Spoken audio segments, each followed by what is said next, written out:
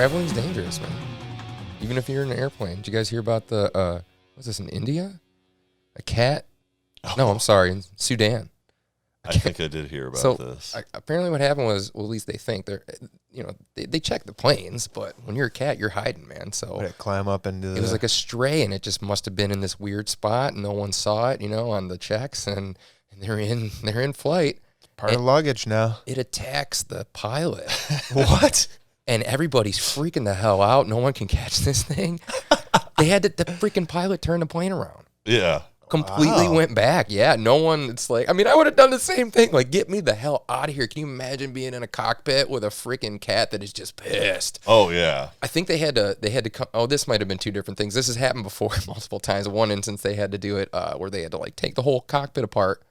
Right, because it probably, like, freaked out and got up in some panel somewhere. Oh, my God. We've got cats on a plane. That's all I was thinking, yeah. Someone's going to make a new movie now. It's going to be a sequel to Snakes on a Plane. It's just going to be feral cats. Just the photos that they put on the stock photos for some of these pictures on these on this one was really funny. Like, the closer you got to Sudan, the weirder and crazier those pictures the cats got. But, yeah, it's super aggressive. They had to come back and get it. And have you ever held a cat in a car?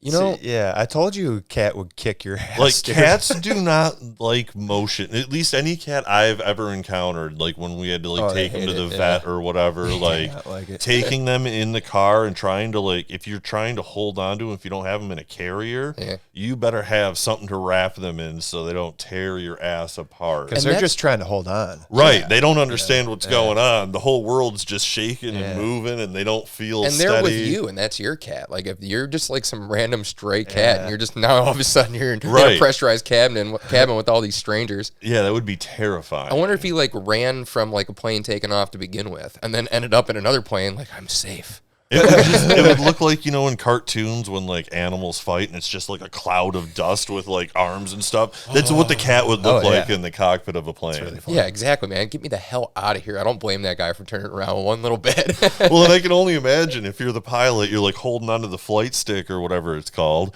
and you're trying to swat this cat away, which is probably making the plane not steady. Right. And that's freaking the cat out even more. Oh, my God. Yeah, well, that's not the only cat in the news. Really? Yeah. Animals are everywhere in the news. I'm going to have to share this with you guys because this is pretty funny. It's a cat that also stopped a mode of transportation. I saw this. What's he on? I think it's on top of a subway, right? It's a fast train. It's a fast train. Oh, like a bullet train? Cheeto. And it's it somehow got up on top of this thing, right? Which is, I don't know, probably 10, 12 feet up. Yeah. Something like that, right? And it's super slick. Yeah. It's aerodynamic. It must have found a way to get on other stuff and above it and jump down onto it. It was up in the rafters or something somehow and it jumped down onto it. Because I can't imagine it just jumping up there. Well, yeah, because there's the rafters up there. Yeah. But supposedly right up there is where all the electrical stuff is, where it would get shocked or whatever. Right. So it's chilling up there, and it literally shut down this train for a couple hours or whatnot. Yeah, people had to it just sat there. It refused to move. They're dumb. And they had to it took them 2 hours to find a laser pointer.